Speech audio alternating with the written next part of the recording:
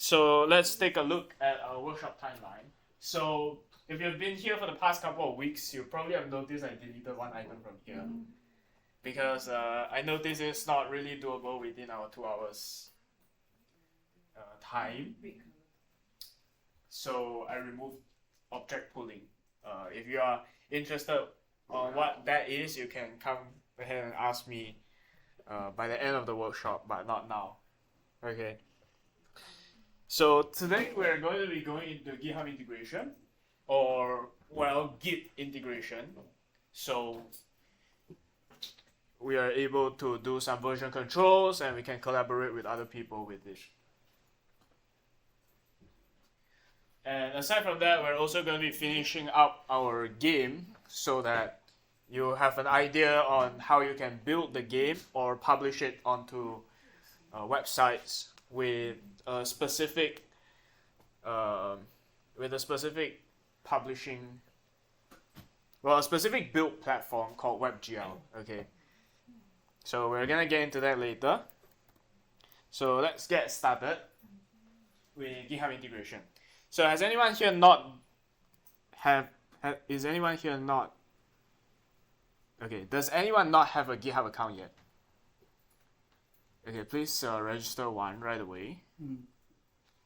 I mean, you can just you just Google GitHub and make an account there. Do I need the other thing, the download, the desktop? Okay, it's better if you use GitHub Desktop if you don't know how to use Git command line, because it makes your life much easier, especially if you are new to this kind of things. GitHub Desktop.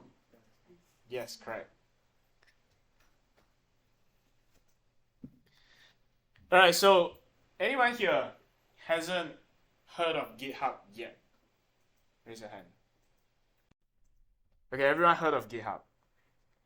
So can anyone give me, like, what do you think GitHub does? What is GitHub? Any ideas? I mean, you guys heard of it? Yes? Like it is a version control system It's a version control system. that we can save, edit Save, So- edit. that we wrote. The code that we wrote, okay. Close. And also we can like integrate with another apps Integrate with other apps. to use it. Okay. Any other question? Any other answers? Question. Any other answers? Where's GitHub? No? So No? Yes? No? Okay, so let's not get into it. So GitHub doesn't actually handle version controls. GitHub is just a remote hosting service that allows you to put your code repositories onto it so that you can do version control. But the version control utility on GitHub is not created by GitHub. Okay. It allows you to have easy integration with it because GitHub is probably one of the most popular websites out there for version control and sharing your code, sharing your repositories with other people. And it also allows others to collaborate to your code base. And this would be important in the future if you're working with a team or you're just wanting to get someone else to work on some features that you can't get to handle. And if you're going to be coming to our week 5 game jam, which is going to happen in 2 days, this Saturday, okay, you are going to use GitHub extensively because working in a team of 4 to 5 to make a game, GitHub is your best friend. Okay. So let's get into here. I'm pretty sure everyone already has a GitHub account, so I'm not going to be looking into what it does. So yeah, and in the repositories tab, right, you'll be able to see all the code bases that you have contributed to, or all the code bases that you have written. Slowly but surely, this is gonna build up as you start getting into programming more, but that's not a huge problem. So now let's try to set up our current game onto GitHub so that we can have some sort of version control, and you're also going to be able to see how we can use it as we make more changes to the code base later. So to start things off, usually I would say use GitHub Desktop because it's much easier. And what you want to do, okay, does anyone not have GitHub Desktop yet? So everyone has GitHub Desktop, right? Good. So now you need to log into your GitHub account in GitHub Desktop. I think that's the first thing it prompts you to do. If you haven't already, you can do so in File, Options, Accounts, okay? You can sign in here afterwards. So once you have signed into your GitHub account, right, this is the interface that you're gonna see. And there are a few things here that we're gonna get into later. For now, we want to be able to set this up such that this current GameStart project that we're working on is available on our personal GitHub account. So let's do that. First of all, you want to go to File and click on Add Local Repository. No, wait, actually, it's click on New Repository, sorry. So you want to go to File and click on New Repository. Okay, so now you're gonna see like this window popping up, right?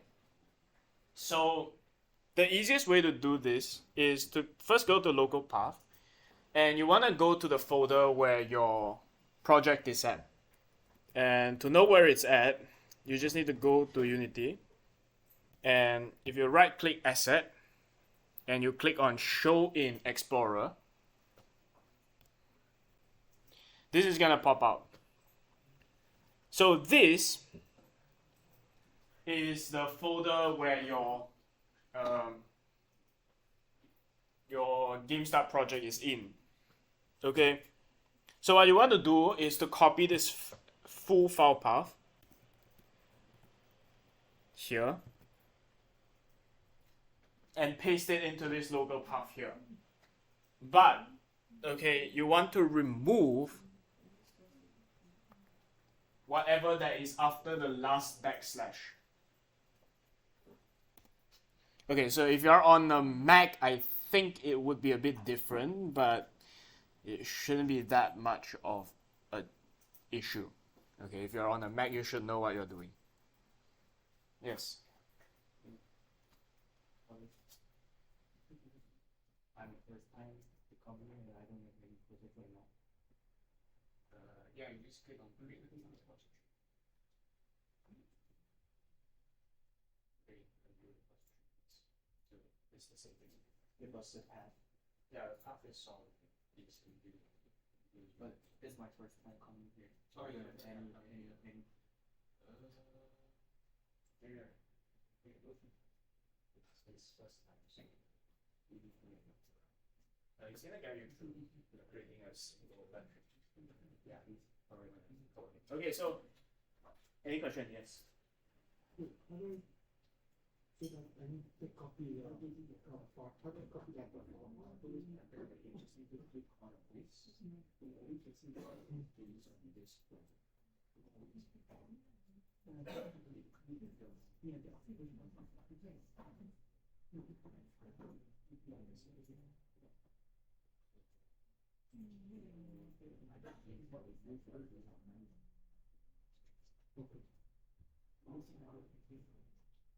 Okay, are we good?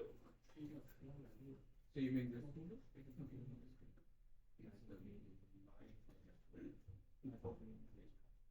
Oh no, the Unity folder. So it's the Unity folder.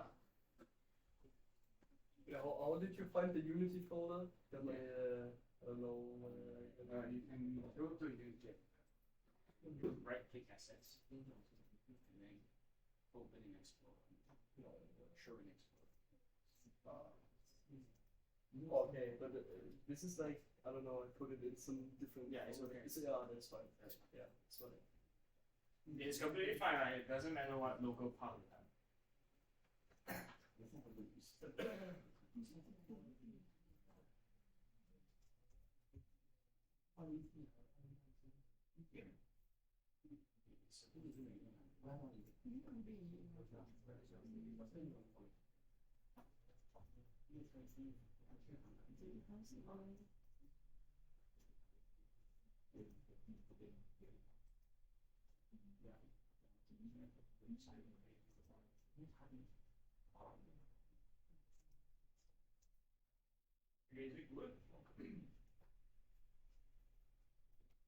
Is everyone following? Okay, so after you're done with this, right? Remember what you have deleted in here, this thing, right?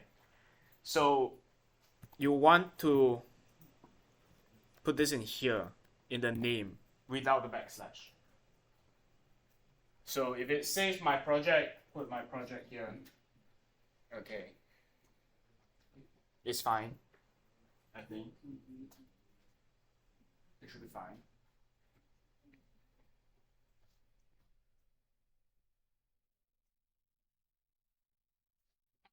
So you just need to put the name of the folder that the project is actually in up there.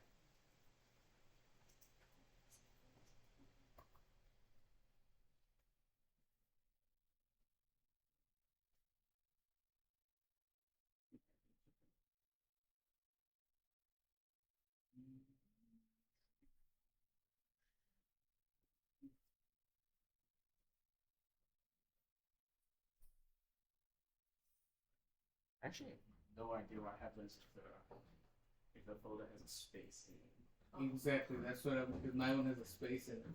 Okay, we gotta figure that out. It shouldn't be a huge problem. Okay, so once you're done putting your name in, right, the last thing you need to do is to go git ignore, and then you scroll down, find Unity, LMNOPSTU. There's Unity here, and you select it.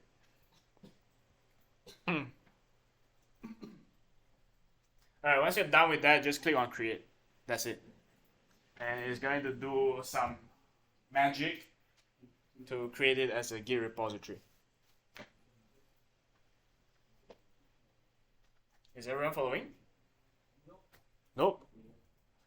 Alright, so what am never mind. Never mind. Is it okay? No. No. So basically, I'm a bit confused. Mm.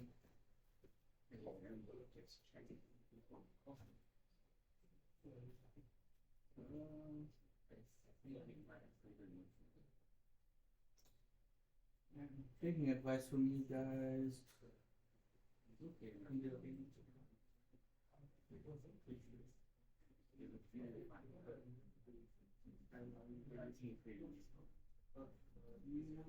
was not expecting that to happen. But let me check. Yeah, but winging it didn't work. Wait, what's supposed to pop up when you create the repository? Nothing, just gonna say public. Publish? Yeah. Like this.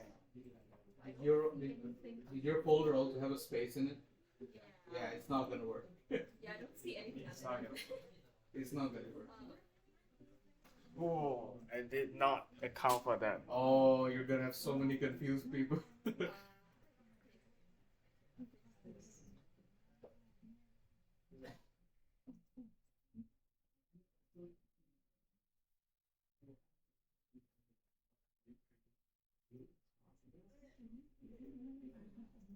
You done the last two. No. No. Because I don't know. It's so hard. It's so annoying. It's not hard. It's like you know in the CSV there's so many of those proofs, right? It's like this is so stupid. It's tedious. No, it's not tedious. It's just like do you remember the proofs for rational numbers we did for the tutorial? Or you know is it the skirt? That one. No, it's not this way. It's similar, I guess. You know how in rational numbers we have this proof? Let X be in the form P by Q, then Y be in the form A by B. It's something like that. So, and for rational number, that kind of felt stupid because like, it's obvious. So it's kind of like that. Yikes. Yes. It isn't like when you see the solution, it's not gonna be complicated. But it's My current brain doesn't handle that. Yeah. The name is in some ways. Puzzle Space GDP, right? And GitHub has created as this with a dash in it. And then it's a different folder.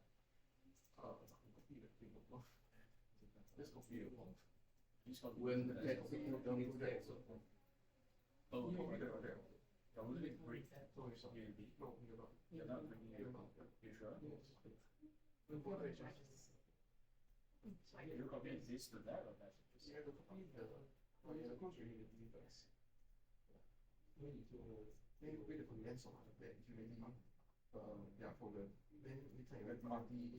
And then you want to reopen it. Okay, cool. Well, first, Actually, the one is code. wait, no, after yours. You visualize. Okay, so you try to fix it in copy whatever. This microcontroller. In all of this, all of these I'm moving. Move it or copy it. Straight. Okay. So you want fail to load. Interesting. So you want me to? I should close Unity first. Because of that, the auto correction is not working. Okay, no problem. I almost shut down my laptop. Does this work?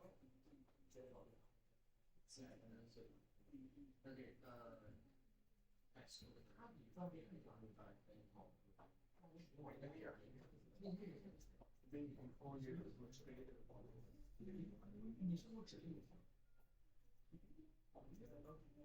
Are you coming to the jam? It's 10 hours long. You don't have to be there the whole time. Yeah. That's true. That's true. Like that convinced me. Yeah, I know, right? Yeah. I'm coming down. You have a group already? I have 2 friends who I'm doing it with. You guys are welcome to join.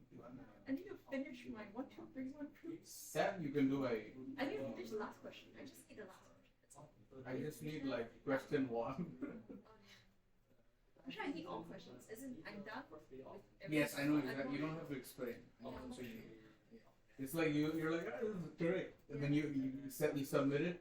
It gets graded 5 out of 10.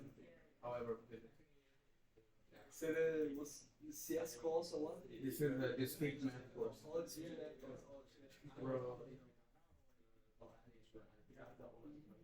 Right, so we have to copy the things from one folder.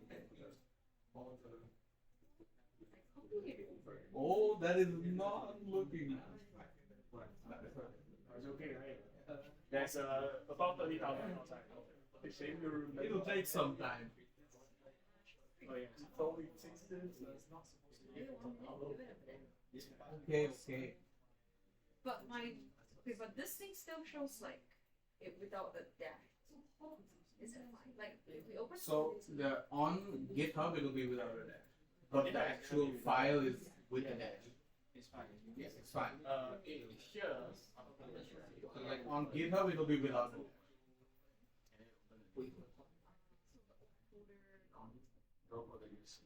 You can get rid of it if you want. Oh, okay. I didn't know leaving space is interesting. Computers. I should have left an underscore.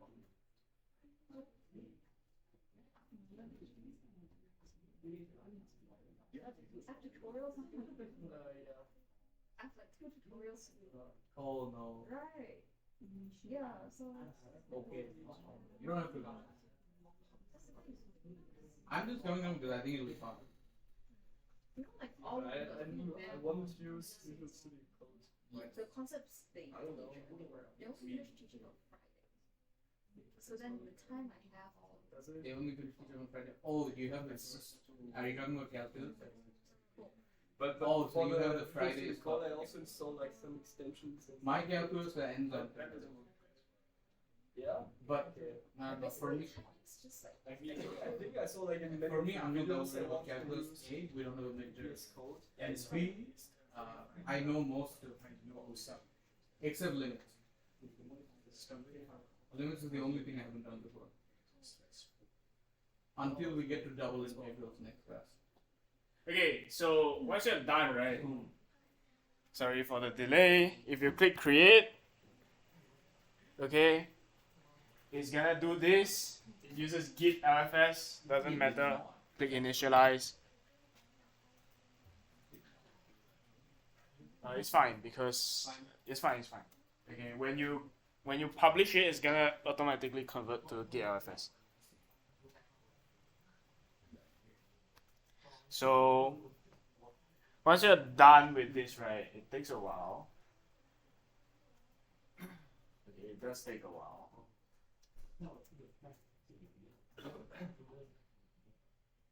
I've never had this taken this long. It's fine. Okay, is there any problem in the meantime? Feel like No. Okay, so once you're done with that, right, you're gonna see this publish. Right? You see this publish? Just click on it. And then for this github.com name, right, put it whatever. Give this any name you like. Okay, and you can tick on keep this code private for now. Then you publish. Requires authentication. I guess it does not have my sign-in credentials. Okay, guys, give me a moment because I think it's the running. most makeshift workshop. It does not. It did not sign me in to GitHub. Okay, that's fine now. Okay, now if I publish. Yeah, so publishing is gonna take a while because all that it's doing is it's uploading all the things that you have done from locally to the GitHub repository. Okay, so it takes a while. Okay. So whilst this waiting, right, I actually looked up this. So I'm not sure if you guys would prefer the command line over GitHub desktop, right? But you can do this. Git init, you CURL The one guy. the git ignore, you commit it, you add it to your only one repo, and then you push it to origin. It's 5 commands to do something you can, okay, it's done. So now you can see that this entire thing, there's no more publish, it's called fetch. When it says fetch, it means that this repository is already on your remote hosting service, which in this case we use GitHub. So what fetch does is it's going to synchronize whatever that is on the web. So for example, if someone makes some changes to the code that is not available here, you can fetch to see if your local code requires any kind of update. So if it does require any kind of update, it should say pull. And you'll be able to download the update directly onto your current code base and work on with it. Does that make sense? Make sense? So for now, let's just go over to our GitHub. If you refresh this repository page, you should see GameStart. You should see the repository that you just named pop up. And you can open it. So once you open it, it has these folders. So it will kind of ignore a lot of the boilerplate files that are provided by Unity itself. If you guys actually checked the code base on your local device right now should have about 30,000 files. And that's not a good number to upload all of them. A lot of it, like the majority bulk of it, is actually created by Unity. So it does not need to be up here, since everyone that has Unity will have access to all of these files available. And every time you initialize a Unity project, it's automatically imported. So what's up here is pretty much just the very bare bone things. Okay, if you click on assets, which is what we have been doing for the bulk of our things, there's a couple of our scripts that we wrote, as well as some of the assets that we have. So things like art assets, music assets, essentially everything that's in the asset folder they are going to port over. Okay, does that make sense? Good? Yes. Supposed to be empty. No. Mine is almost the same. Let me see now. Okay, let me show the.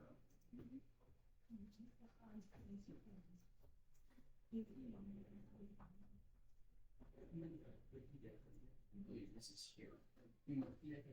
How about the key? Here, you really can give me.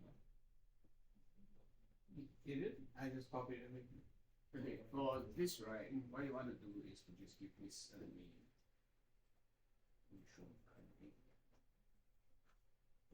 If you have the space in there, you just type initial commit to commit, and then you stop.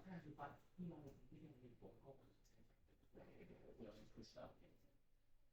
It's not very So should be fine. yeah, just commit to main, and then you just click this one afterwards. You should show push. We're gonna go into one. Where? Okay, so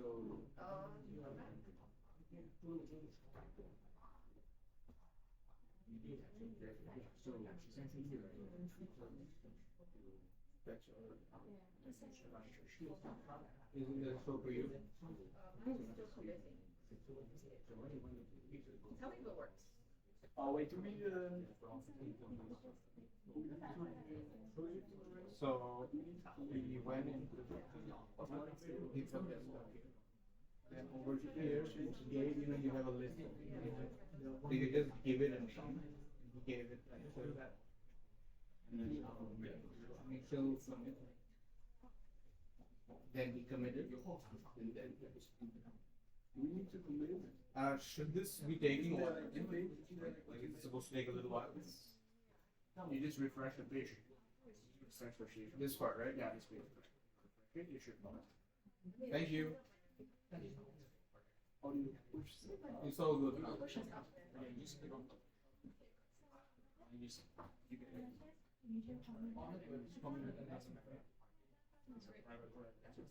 Where are you? Yeah, there, right? Where did you? Yes. So, Does yours work? we need to copy everything. Everything good with you? Yeah. Yeah, I think so. Yeah, it's loading. Okay, so game jam. I have obligations. That's an excuse. That's an excuse for sure. What do you mean obligations? That's an excuse. My math is way too They can are you done with it already? Math homework is just I am done with one of them. By the way, I mean, for calculus, you don't have to get it right. Oh, that's true. Just you. You can just write your answer. I'm in a third year, so I should be. Are you like full time here or are you an exchange? No exchange. Yeah. So I'm an expert in all the math stuff. Definitely remember all of it. So. For me, actually, the math stuff is easier than the CS stuff. Here, honestly. No, I'm not built different. Or built. New people are built different. But yeah, like I think you can actually finish some of it during the game. Like you can do a short. Yeah, no, I'm not even joking. That's actually my plan. Yeah. By the way. Exactly. Yeah. I'm gonna do linear algebra during the game. Yeah. Because I hate linear algebra. Whole group will be just struggling with math problems. So like my teammates are coding and I'm here doing. Do you guys have an idea of what you're gonna do, or are you just No. We get a theme, right? Yeah, we have to get the theme So first. then we have to get creative. Yeah. Like, if you guys want to come, sure. Yeah, I would be down for joining you. But I might be a little bit late. Doesn't matter. Oh, yeah, I I'm can going to just be. meet, like, I'm mostly designing, by the way, because I suck at programming. I suck at programming. More excuses. More excuses. Yeah, I only just one really excuse that. after another.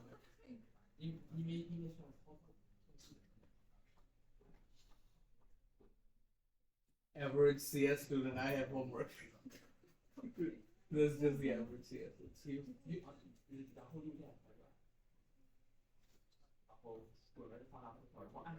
My mom is she came to visit me in Singapore, and so like every time she's like, "Where are you?" I'm like, "Mom, I'm doing homework." I can do it. Like, can you not come and visit? I'm like, "Mom, it's like an hour away. I can't come and visit it." No, she should visit you. Oh, okay. Yeah, she Because should I visit remember. you. Yeah, she should visit you. Just like ask her come into this tiny Yeah. GPR room. There's nothing to do right now. Do you remember how the animation stuff? Yes. Excuse me, I also need animation. Oh, wait, what? I did not do my I remember. premium. I think you can just do this, Oh, it's not. but it's a bit funny. Yeah, and the movements will be restricted, but it works. Oh, yeah. It works. Yeah, it works. Exclamation. Assuming I remember. Yeah, I'm at this far and I added this. I added the first like idol and then. Okay.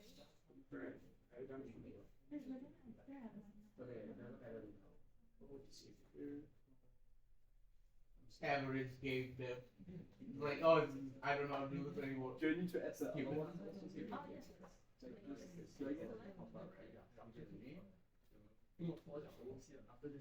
Just Oh, and notice the timings. And notice the timings are very, very short, so it's like Oh, yeah. It's like the thing is still. It's just. Yeah, that's in practice. how much? 0.1.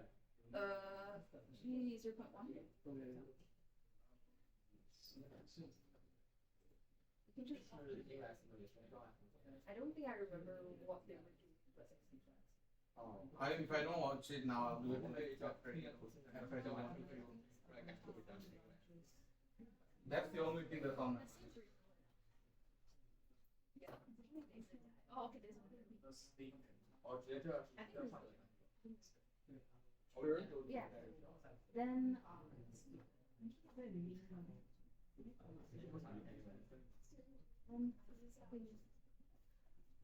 I think if you press the middle mouse button, then you can screen. oh.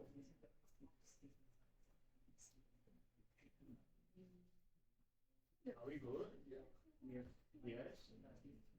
Okay, for the people that had some hiccups because there is a space in the folder directory name, that is fine. That happens all the time. So Exactly what would happen it next just so reminds you that next time you probably shouldn't put a space in the name. Oh, so it's our problem. No, it's not.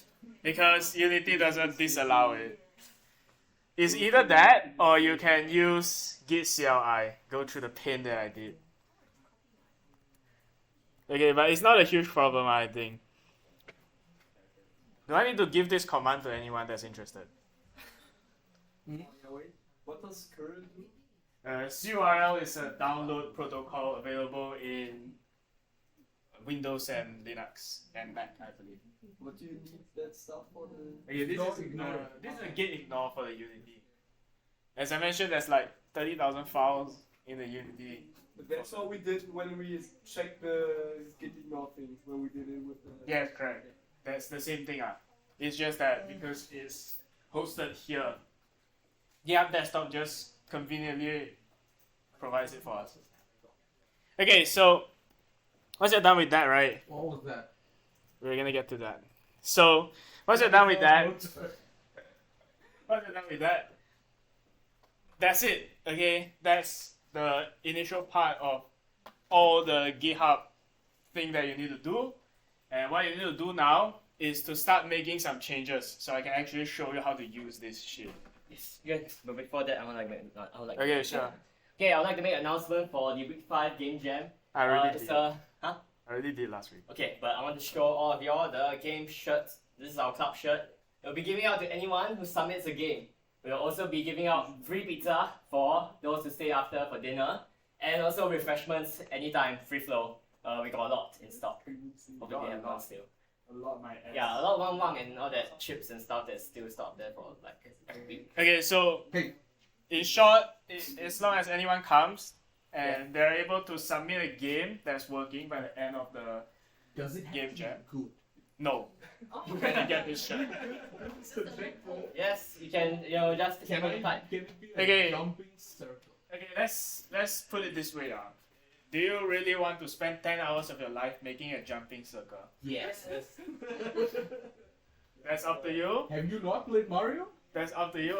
Okay, so It's not whether or not you want to be spending that much time to make something that is not challenging for you is, of course, up to you. So yeah, but we're giving out free shirts. Why do you have to shade us, man? Like literally.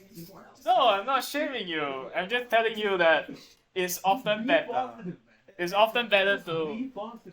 It's often better. It's often better to challenge yourself during game jams. I'm Yeah. challenging myself opening Unity. Yeah, so come down for Week 5 Game Jam and thank you all. Okay, it's this Saturday, 12 p.m. We're gonna be here. You can just come in, check in. Actually, I don't know if we're gonna have enough. We're gonna have enough funds to accommodate for everyone, but it's I think okay. we have. I don't think so. one time. Okay. Anyway, so now that we're done with all of that, right? We can start actually going back into making our game. So, in case if you guys haven't noticed yet, setting up GitHub should actually be the first step for you to jumpstart any kind of game project, right? But we do it this late because it's not really required until you start moving more into development in the future. So, once you're done with this thing, right? The rest of this is going to be exactly the same as how you would do a normal Unity development. What? You don't say. Yes, I don't say. So, yeah, but before we move into that, to kind of promote like some sort of a better development flow, right? Usually, what you want to do is to create a new branch so that you implement features on this new branch and you always have a main branch available.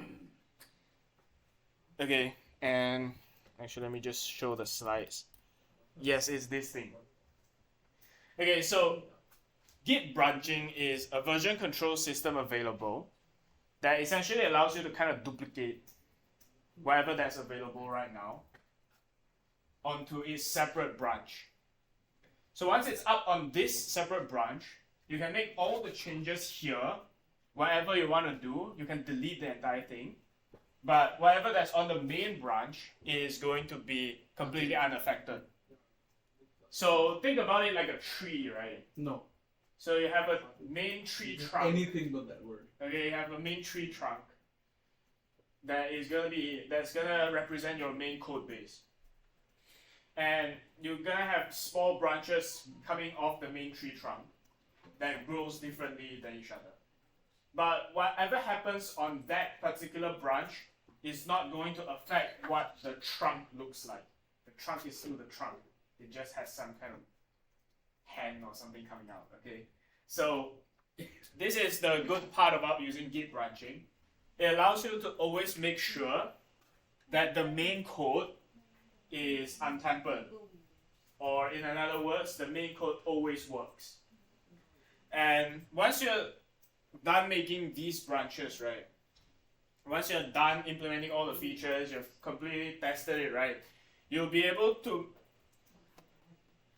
you're gonna be able to make all these changes that you've done on the branch to come back onto the main trunk so that you're able to progress. And this is going to be a very useful tool, not just for game development. It's going to be very useful for software engineering in the future if you're computer science. Okay. Oh, you're interested in doing so.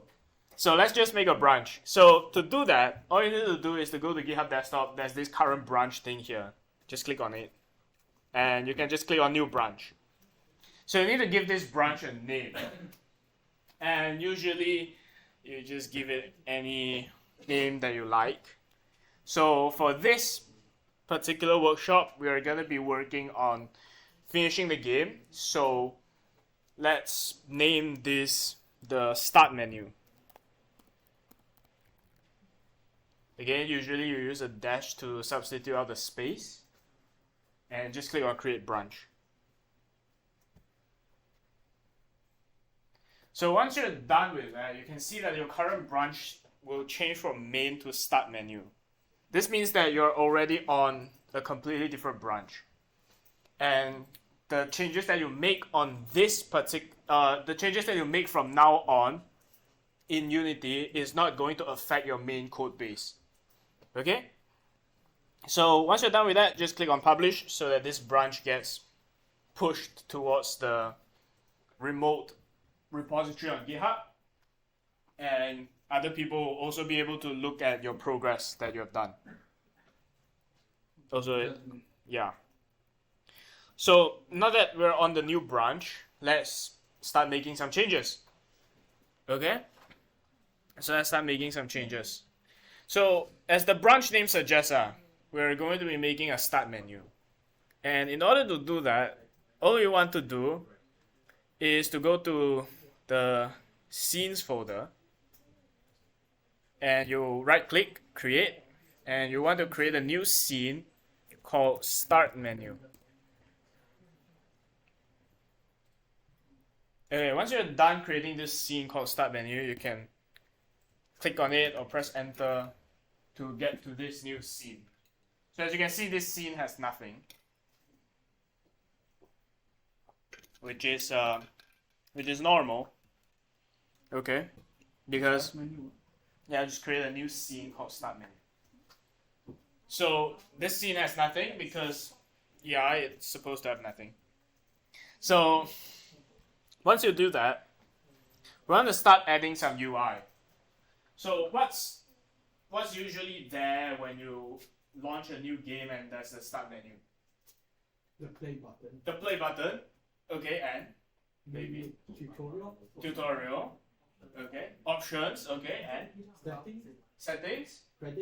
Credits. Abouts. Anything else? That title. The title. I mean, that sounds pretty fair. So we're not gonna make this overly complicated. We're just gonna have a start button and an exit button. So you can exit the game as soon as you get into the start menu. That's the best way to play. Yeah, that's the best way to play any games. So for this, you can right click the hierarchy here and go to UI and create ourselves a button text mesh pro. And we want to give this button a name called play button. So at this point, you guys should be quite familiar with the hierarchy system. So I'm not going to be staying here for a long time. So once you're done with that, right, you're going to see that this button is like somewhere in the middle of nowhere. And what you want to do is you want to click on this play button. You're going to see this inspector here. Okay, is everyone seeing this okay? So you want to click on this red crosshair thingy. I'm going to click on this. And then you want to click, and you want to hold down alternate key. Hold down alternate key. And then you double click on the middle square. So hold down alternate key, you double click on this middle square. And you should see the button pop right into the middle. Okay? Good? Hold on alternate and what? And double click on the, so you want to click on and then hold down on it. What's the point of holding? This doesn't nice play games. But you should start. You should go to the see. Yeah, that's good.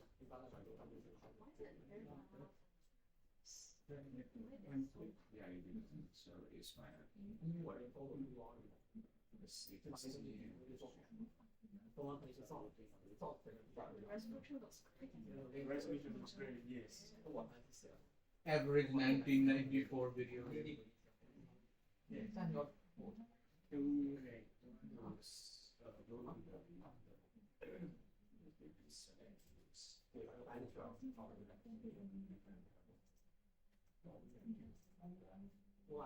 Okay, so what this does, right, is this is going to anchor your button to the middle of the screen.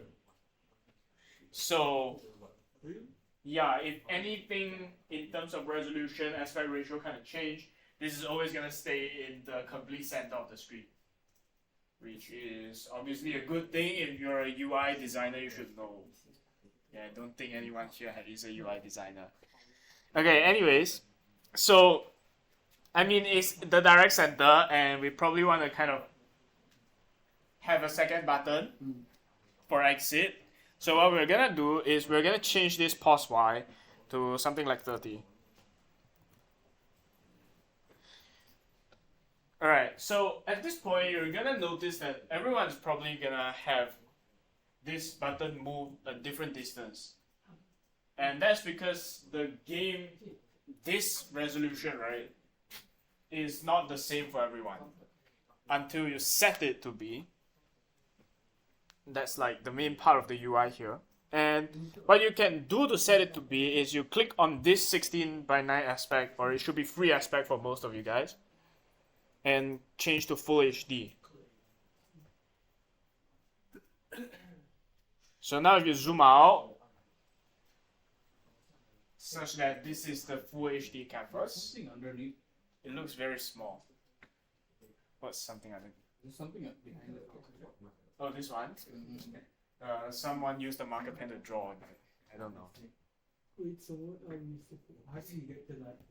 Yeah, it's here. If you click on this drop down, there's full HD. Then you scale all the way down. So this is small. And we don't want this to happen in case someone has a higher resolution screen. This is going to appear very small, right? So what we want to do is you want to go to this canvas here in the hierarchy. And then you want to go down and then select this UI scale mode from constant pixel size to scale with screen size. And then this reference resolution, right, you can give it any arbitrary number. Usually is going to be something in the 16:9 aspect ratio, the 16:10 aspect ratio, or the 4:3 aspect ratio. Does any of that sounds kind of alienated to you? It's fine. Okay, for now, we're going to set the reference resolution to 1280 by 720. Okay? To 1280 by 720. So, once we've done that, you notice the play button gets small. Well, considerably smaller than what I had just now. So all we need to do is to just change the width and height property. Let's just put this like, I don't know. Okay, 400 looks too big. Okay, 250. Maybe 250 by 80. Okay, now it looks much better. So once we're done with that, we also want to give this a name. Okay, it's not intuitive to have a button named button. We probably want this text to display something more useful for our players, which in this case is going to be play. Okay, so we're just gonna type in, we're just gonna go to this text here and change this to play exclamation mark. And this looks small, and all you need to do is to change the font size there. Okay, I should probably bring up this. So you can change the font size to something bigger. 50. Looks good. So at this point, you're just kind of designing this UI around so that it looks better. You know, it has a better experience and a better interface. So make sure you save it every time. I wonder if OBS is recording. Okay, it is. Right, so we have a play button, and now we also still need an exit button. All we need to do is to click on the play button and copy paste it. Doesn't matter. And now you duplicated the play button. Use Ctrl C, Ctrl V. And we can rename it. Then we're going to call this the exit button. Now, because this is currently stacked on top of each other, I'm just going to move this position Y to -30 so that you can see that there are actually two play buttons now. But one of it is the exit button. And for the exit button, we're going to open up and then change the text to exit game.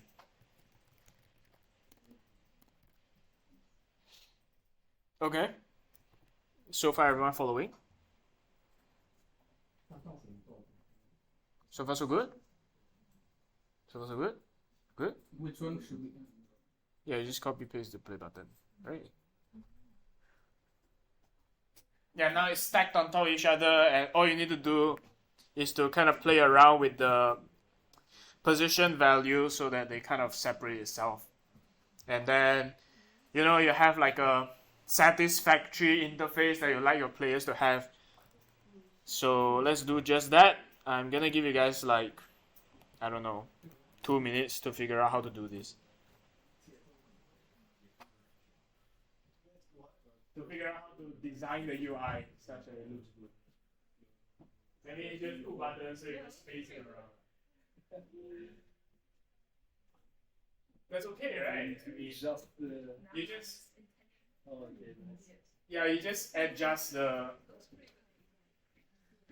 You can have some creativity. No.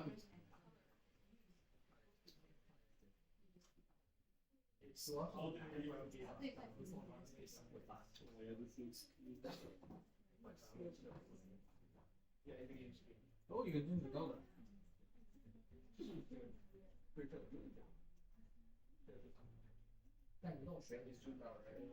oh, you like that?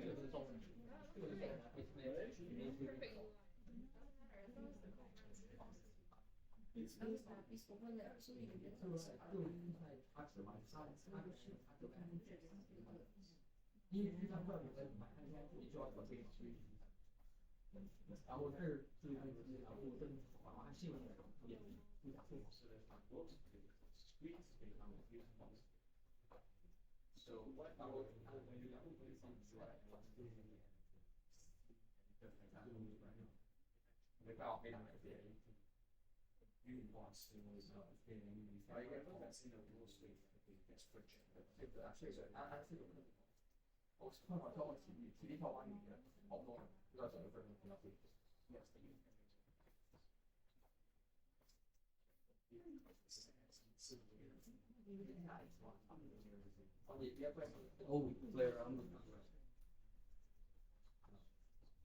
Oh yeah.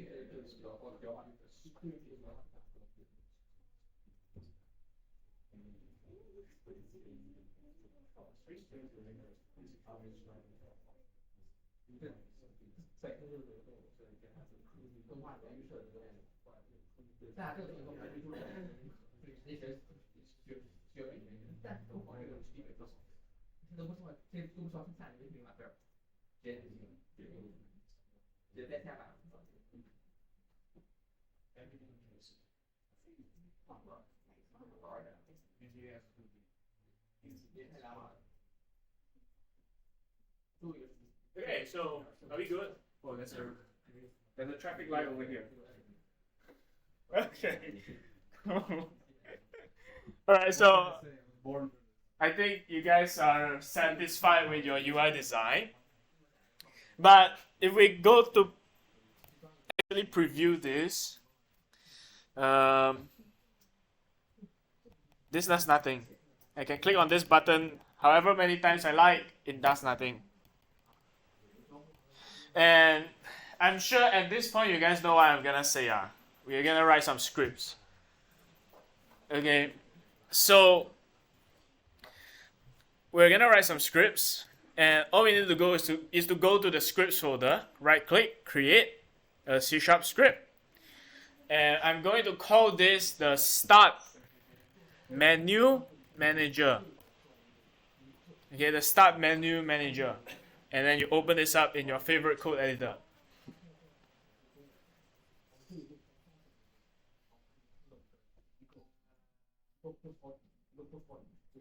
So this opens up. Looks cool. Does it? Maybe. Okay, so welcome back to Visual Studio.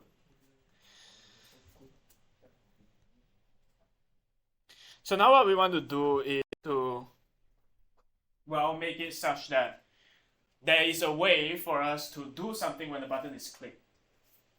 And to do that, first of all, we can remove all of these. Okay, and you want to create a new public method. And I'm just going to call this start game. So this is going to start the game. Now I'm just going to let this displace a debug log, start game, so that you can see that it's working later. And we're gonna create a public void called exit game here as well. And again, I'm gonna call this a debug log exit game. That's all you need to have for now. Okay, it's that simple. So once you finish writing it, okay, has anyone not finished writing it?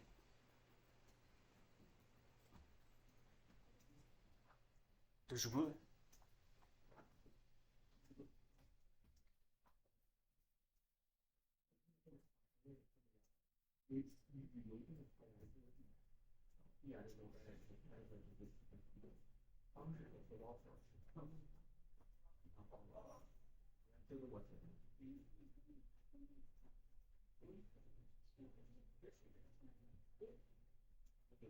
Okay, I see most of y'all has finished typing.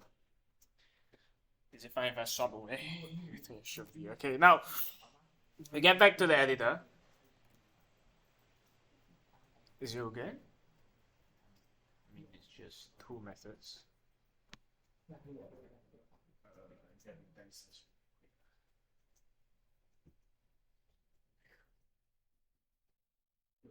Okay, so am I good swapping away? No. No. I mean, I'm fine. Okay.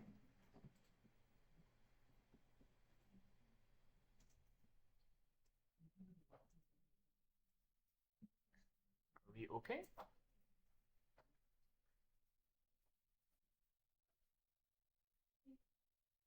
Okay, good. Okay, good. So now we can get back to our editor. And we're gonna right click this hierarchy again. And we want to create an empty object. So this one, I'm gonna also call this start menu manager.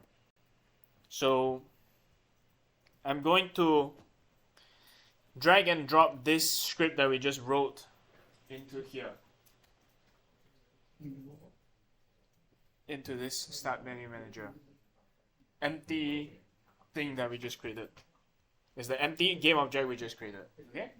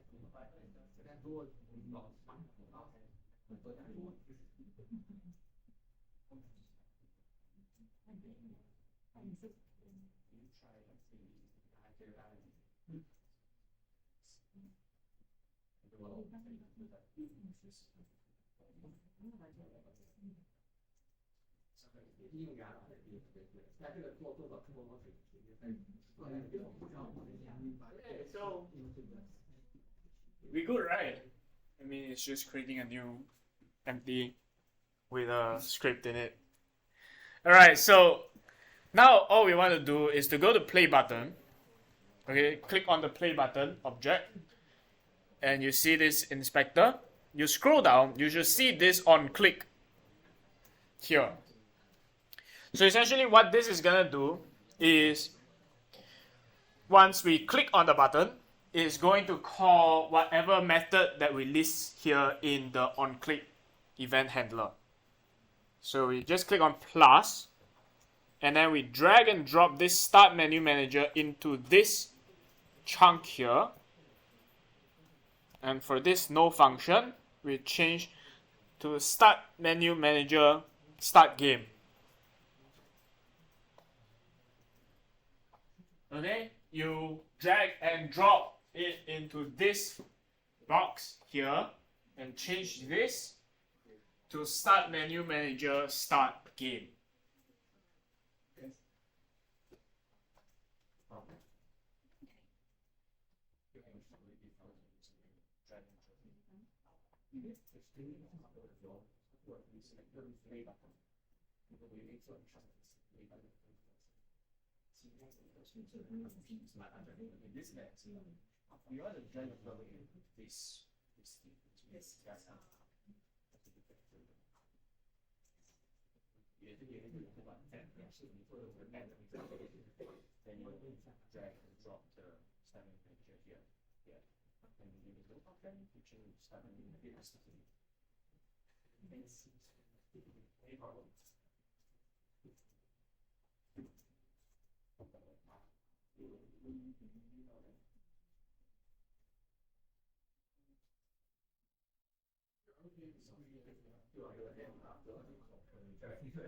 No, it's good, it's good.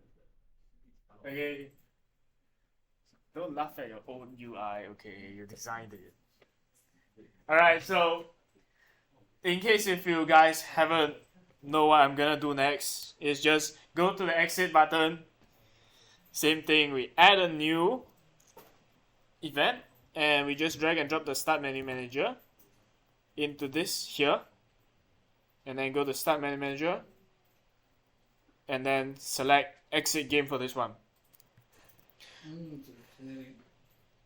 Now you go to exit button, you repeat the same process, but instead of start game, you put it as exit game. I see. Thank you.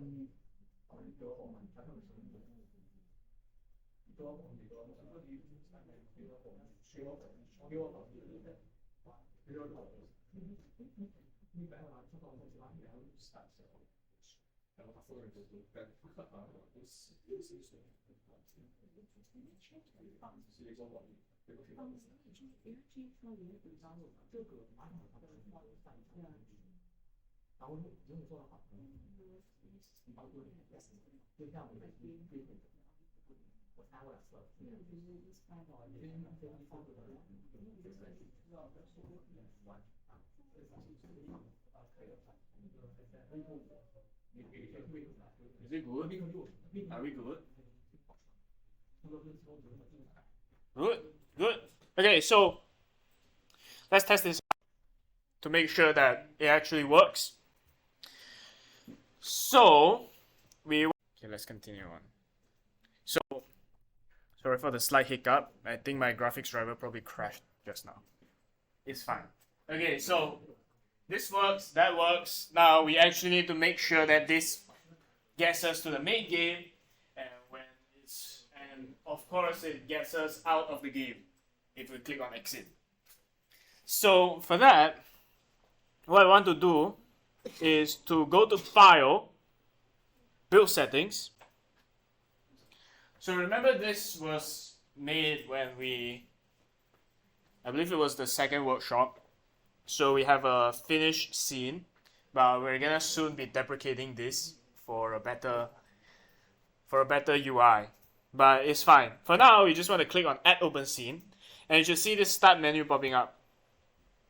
And you want to move this to the first scene. So you drag it and then make sure that it's at the very top. File, Build Settings. So the reason why we want it at the very top is because Unity is going to load the game into the first scene, which is 0. The first scene, index 0. I didn't get the build setting. Our file is on the ribbon. File, Build Settings. Left. Top left corner. Yes. How do we add the start menu? Just click on Add Open Scenes. Okay, so then you move it, just drag and drop it, and you just try to arrange it such that Start menu is at the top. So once we're done with that, we want to go into our script, and then we want to make sure that it actually brings us to wherever we want it to bring us to. So when we click on Start Game, this should actually load us into the first ever scene, which is going to be the sample scene because we worked on it. So for this, we are going to use Scene Manager. Make sure you have this using statement here. Dot load scene, and just give this name the sample scene. If you've been following along so far, this should be good. So this is going to load the sample scene, which is the scene that we've been working on so far in terms of designing the levels and having all the players and stuff in it. Okay. Make sure this line is here.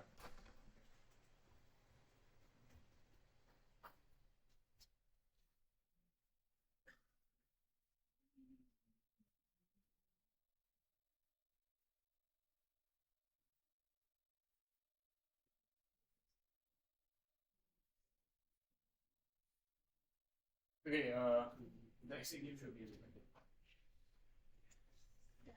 okay, when you exit the game, you're expecting the game to actually just close itself up. So it's not loading a new scene. But rather, what we're gonna do here is to just exit the game. Okay, so just type application dot quit.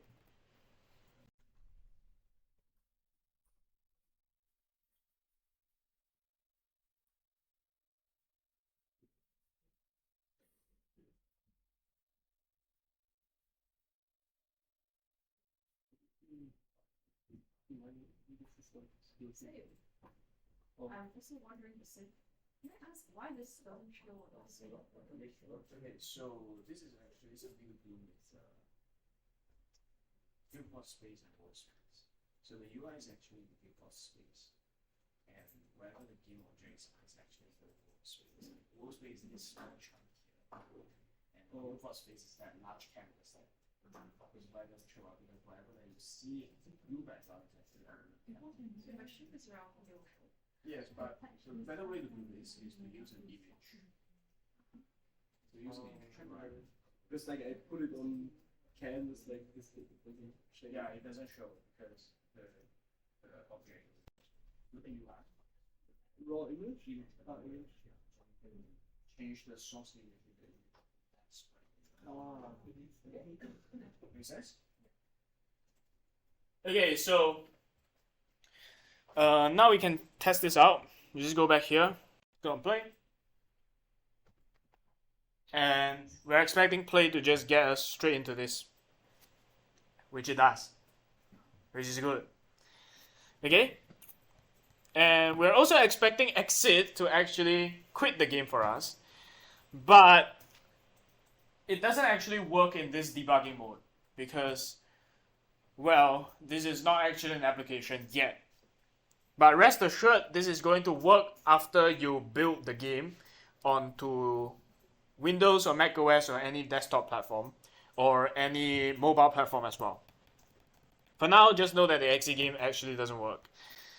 Alright, so now that the play works and, well, what we want to do next is to probably have an ending screen that looks vaguely similar to this.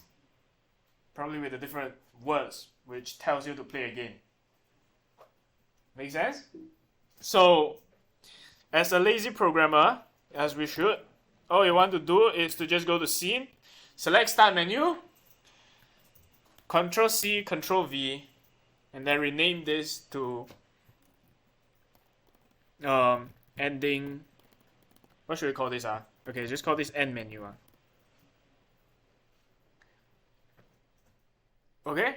But since it looks identical, we cannot just look at this and then say, oh, it's a different scene. So make sure when you double click on it, this top left corner here actually tells you End Menu. Okay, this thing here says End Menu.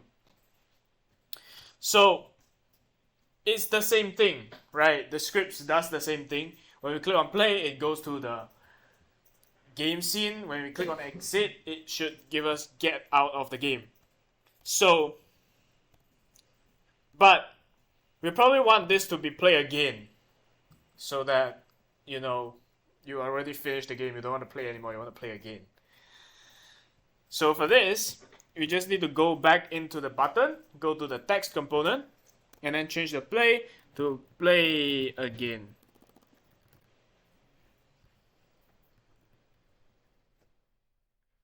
Alright, once again, if you want to design this around, feel free to, I'm going to give you guys 2 minutes to design 2 buttons.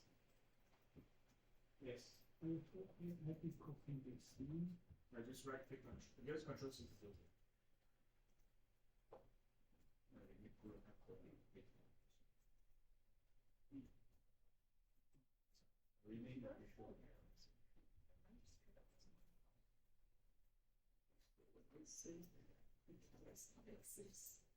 C to filter.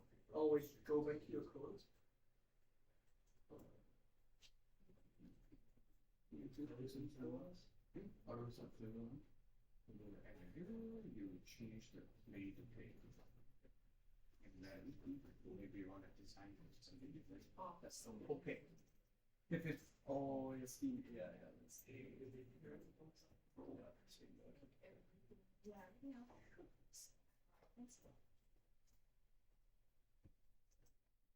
Still doesn't come up. You save it. You save it. Oh yeah. We see management, yeah. With this peak creativity now, for the end screen, I rotate the skeleton. Oh, that's cool. Cool news. Alright. Everyone. In the so dead skeleton. Cool. You know what? Okay, What probably was- because you changed the name.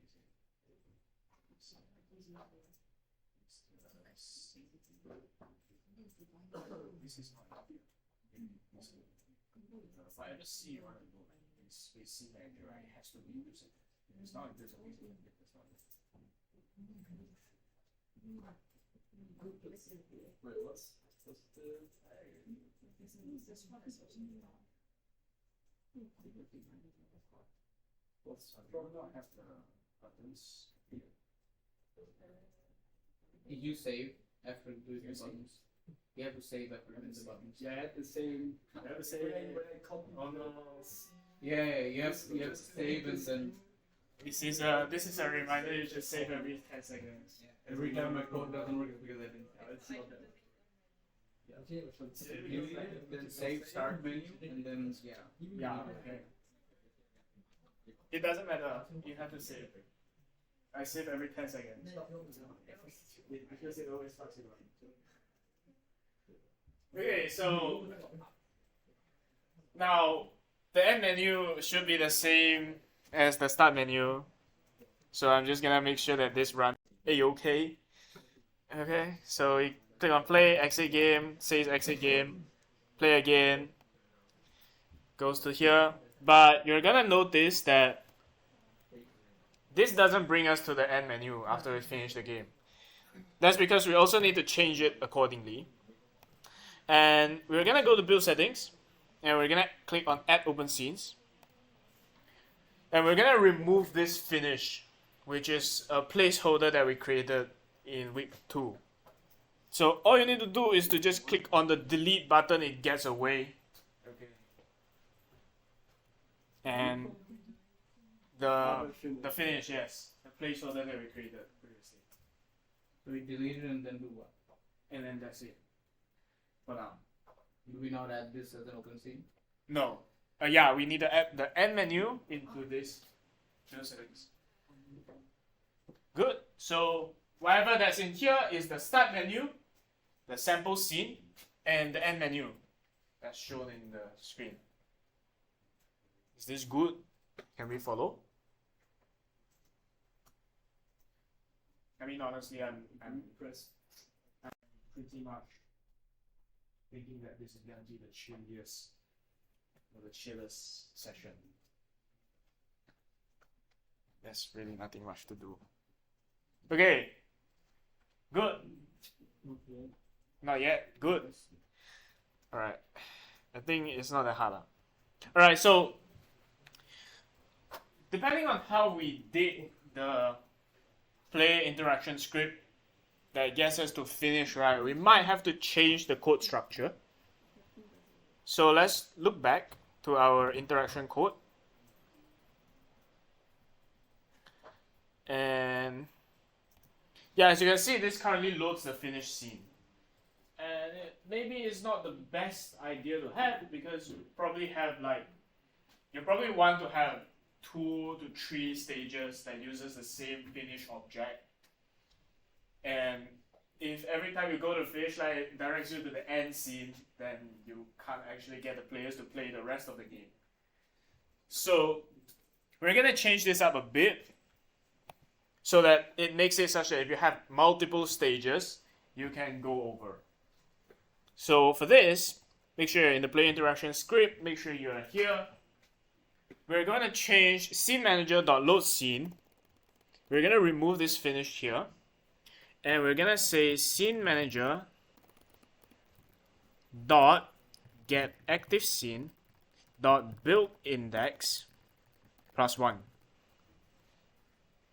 So every single time when you go to the finish, it's going to load the next scene that is being specified by the build settings that we see just now. So if you are currently on scene 1, you step on finish, you go to scene 2. When you're on scene 2, you step on finish, you go to scene 3, vice versa. Okay.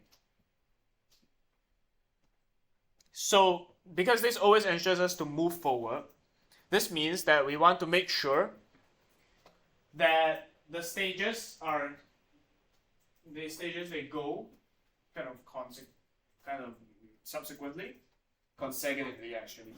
And then the very final scene that we have in the build settings is going to be the end scene, so that people can start over again. Are we good with this code?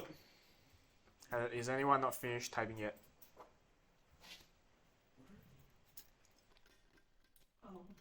Take a breather. So confused, like.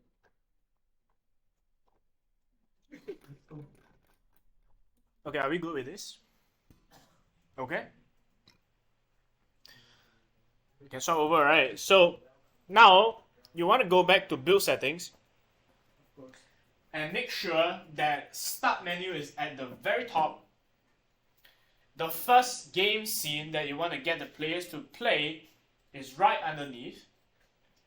Whatever else you have designed, maybe, I don't know if you guys are into level design, below sample scene. And then end menu at the very bottom. That's it. Okay, that's all you need to do. Now we can go back to our start menu. Click on play. And let's make sure that this actually works. You click on play, you go to here. Okay. We finish the game, you go to the end scene, let's play again. You click on play again, it gets us back. Okay, I died. That's fine. Okay. How? Okay. Something just made the game. things happens, okay. Alright, so this means the game is working. Okay? Good. So wait, we should be able to go to start, like the start menu scene, play the game, play, And go to the end of the game, and then I can play. and play again, yes, correct. That should be what I'm able to do. Yes, that is. Okay, you don't need to say anything. No, you don't need to say anything. Okay, it works. Okay, it works. Okay, it works. Man. That's what video games are all about. Does it run? That's true. PC ports nowadays. And then you get Starfield all over again. Thing runs at 60 FPS on a 4090. Mine too. Okay, so now the game works, and as far as we are concerned, this means that the entire gameplay cycle is there. And this also means that we have actually implemented a new feature, which is our menu system. And so, we are going to take a small time back to our GitHub. So you can see that all the files that we have added is now here in the change the file. desktop, right? Yeah, it's the GitHub desktop app. So these are all the files that you've changed. And whenever you make a change to any file that is in the GitHub repository, actually in the Git repository, you'll be able to see them. This is not available. This is not available. Are you sure? Right.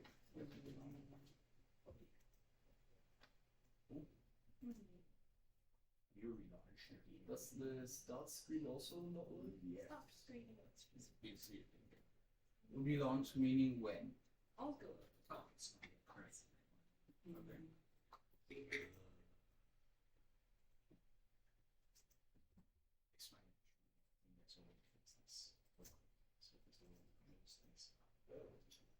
Hope I say. I think I go. Ask for it.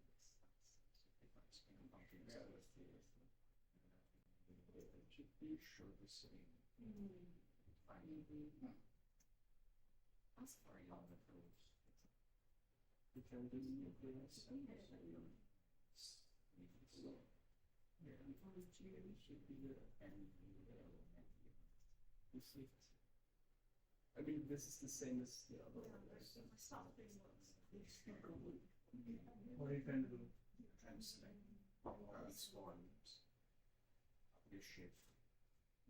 Just wait. I know. Yeah.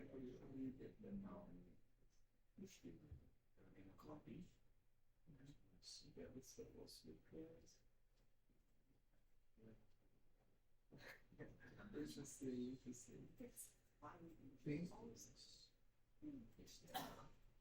And then the script that we have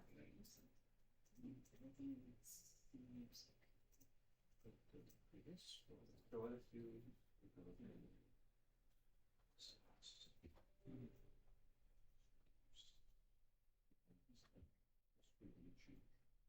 really see what's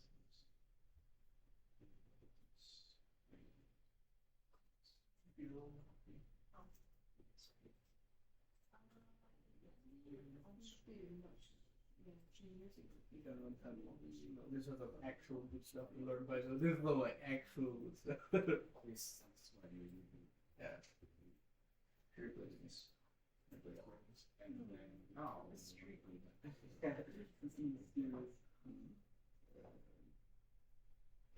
It doesn't even respond to the publish messages.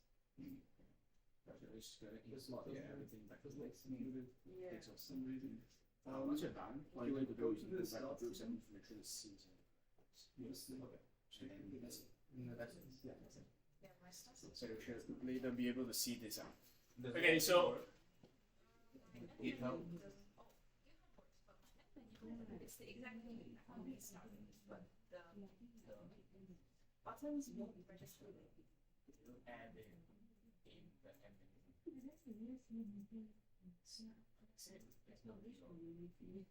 canvas.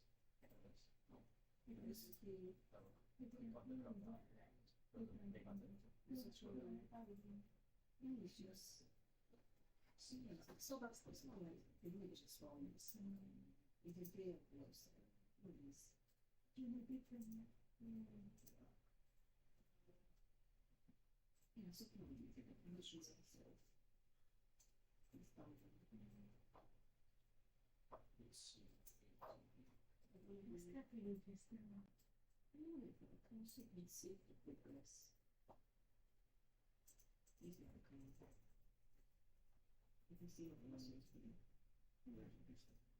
What is on the right here?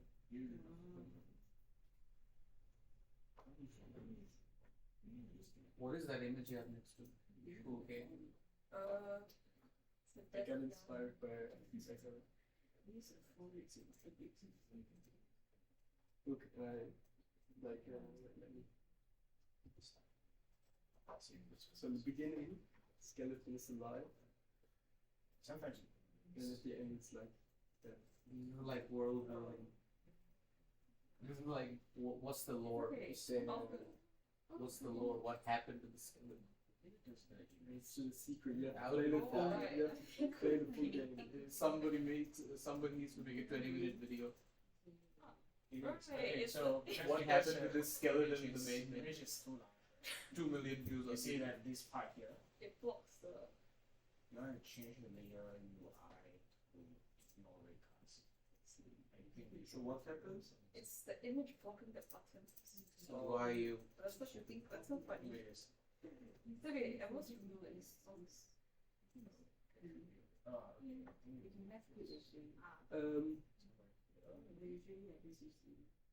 Sometimes the UI system makes more Oh, great.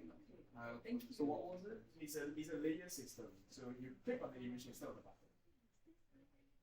So did you move it to a different layer now? Was it Switch or what? Yeah, you just move the position of the image, right? Oh yeah. Because right now the Wait, the image has to be on top. it Top goes is from, further front. top is further from the plate. Okay, so I should. Yeah, but it doesn't matter. In some sense, it's kind of like the. Okay. Oh no. Oh no. It's so This good. is going down. Okay, not my Oh problem. no. I went through that. It's music theory. It's okay. This one. People. What do you mean this one is music? Did you do this one? Yeah, I was doing this. Okay, so It are we good? Now we're gonna get back to this one. So since we are already done with our branch here, so all we need to do is to click on summary. Give this a name. So I'm just gonna say add, start, and end menu. And click on commit. And you should see everything go away. And once you've done that, you should see push origin. So what push origin does is it's going to upload whatever changes you made in this local code base to the remote code base that is available on GitHub. So just click on push, and this entire thing will get sent to GitHub. So now that it's done, we can go back to GitHub. Where's GitHub? Okay, now when you go back to GitHub, you can refresh, and you should see this main change into, you should click on this main drop down, right? You should see this start menu branch. And if you click on it, you're gonna see the last commit time for one of the things. It's not inside here. inside the assets folder is 1 minute ago. This means that the changes that we have done locally is now on GitHub. So people will be able to see it, and you're also going to be able to keep track of whatever that you have done previously. It's usually a good idea to commit frequently. So every time you add a new script that works, you want to push the commit. Or you add something that works, you want to push the commit. And most, when you add a feature that works, you want to push the commit. Why is the commit not visible in history? Should it be visible here? Or no? Oh, it's the same issue as mine, isn't it? Why does it say push? Just as You change the branch, right? Okay, when you change the branch, it's not going to be available. Did you commit? Also, it can be available. You see all the changes? It's just completely different. Like it was there? Oh, I thought we like. Oh, No, no, okay, so no, it's not like yeah. merge or anything. Not yet. Yes. You're going to merge now.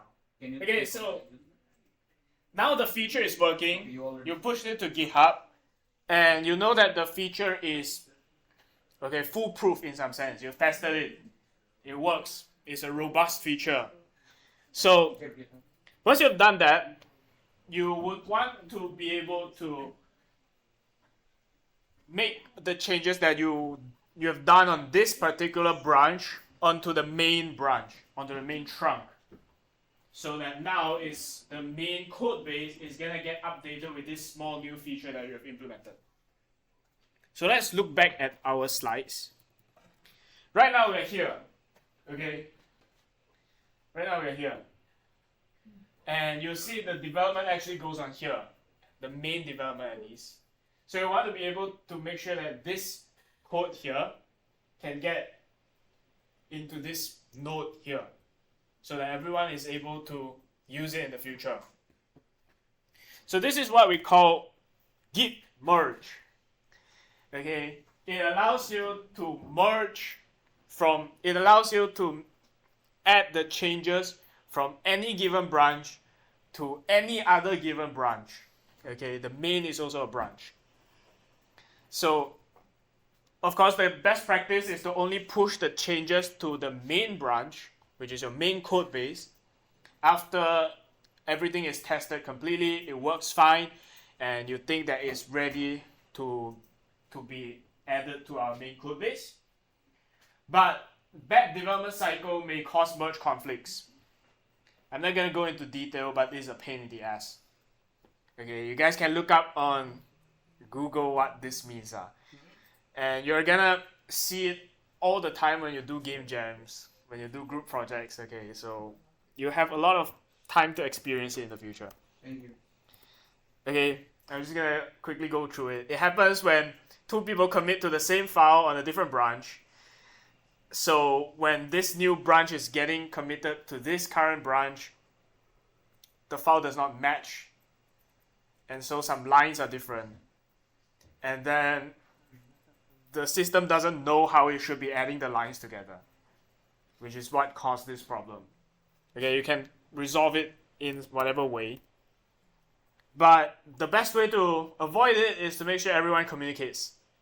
Okay, and make sure that only certain files are modified in certain branches. So say this branch is only going to modify ABC. If there's problem with D, you don't want to touch it. Don't ever touch it. Okay, let other people handle it. So it makes your life easier. Okay, that's the essential thing. And ensure that a basic skeletal file structure is defined when you create a new project. So you have to take the initiative if you're the one that's creating this repository to make sure the sprites folder, the scripts folder, the animations folder, all the folders that you're going to be used is already available before you push the repository. So this makes sure that everyone is going to be able to work on the same page so that they're only going to be adding files into the already existing folders instead of creating new folders of their own. Do I need to do that? No, you don't. Okay. Yeah, and then also ensure that no two members add different files of the same name. This happens all the time. Okay. A says, oh, I'm gonna name this player movement. B says, oh, I'm gonna name this player movement. Two player movement. Boom. Error. Okay. Musical. Sure. So the main part is to ensure good communication. So if any one of y'all is coming down to week 5 game jam, which is in 2 days by the way, make sure that you actually talk to your teammates that you find that day. Okay, if not, you are not gonna get the game done. Okay, who's coming for week 5 game jam actually? Give a raise of hands. We need to ration for food. We got free shirts as well. Okay. But free food, right? Free food, yes. There we go. That's Free all food, I need. yes. That's all I need.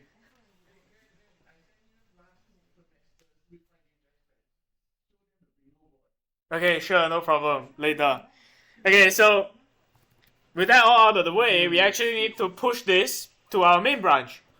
So you want to click on this current branch drop down, and you want to switch to main. So whenever you want to merge from any branch to another branch, you need to be on that another branch instead of that any branch. Okay, I hope that makes sense. So if you want to merge from the start menu branch to the main branch, you need to be in the main branch so that you can merge the start menu branch to the main branch. All good? Okay. So make sure you're on the main branch and click on this. Choose a branch to merge into main at the very bottom of the drop down list. Now click on start menu Create a merge commit. and create a merge commit. That's it. Your job is done. And all you need to do now is to click on push origin. And this new feature is now officially on your main code base. Now if you go back to GitHub, the website, you select main. Select. You change the branch to main, and you should see that there is this add start and end menu at the commit message. This means that this is now on your main branch. And congratulations, you guys have learned the most important skill when it comes to software engineering, called GitHub. Alright, I mean it's just quite Working with other. it's quite elementary, yeah, it's not that Getting mad at complicated. other people. Changing your Yeah, sure. Alright, so at the end of the day, right, it's if you want to be kind of contributing to other people's code, maybe you're collaborating in game jam, right? There's only going to be one person that actually creates this repository, because you don't want 5 main code bases running around, right? This means that when after that person creates this repository, you need to have some way to access the files so that you can make changes to it. Correct? Correct? Yes? No? I wasn't listening. Sure. You said that Okay, again. so essentially there's only going to be one remote repository. There's only going to be one GitHub repository. So any kind of collaborator is going to have access to this. And an easy way to do this, you guys just have to listen now. I don't think you guys have to do it with me. So you can go to the settings page of this repository if you are the owner, which means you take the initiative to create this repository. You go to settings. Okay. And then you go to access collaborators, and it requires an authentication code if you have 2FA set up. I'm just gonna type this in real quick. I don't think I get hacked for this, will I? Never underestimate. I mean, it's just a TOTP. It's good enough. Okay, so you can add collaborators. So whoever you add will have access to your private repository. So it kind of makes it like they're an admin or some sort. So when you click on add people, you want to type in their GitHub username, their GitHub name, or their email address. Friendship. So make sure when you're collaborating, you give this information. Okay, you don't need to give the password out, of course. So, for example, if I want to add our Imagine getting scammed on GitHub. sure. For example, if I want to add our president Junyang to this, I just need to type his GitHub name. Apparently, it's not this. Yeah, okay, it's this one. He doesn't even care. Look Oh, he doesn't care. So you can click on it, okay, and then add to this repository. So once you've done this, that person is going to receive an email from GitHub saying that you have been invited to this repository. And then that person will be able to click on the link to join it officially. Okay?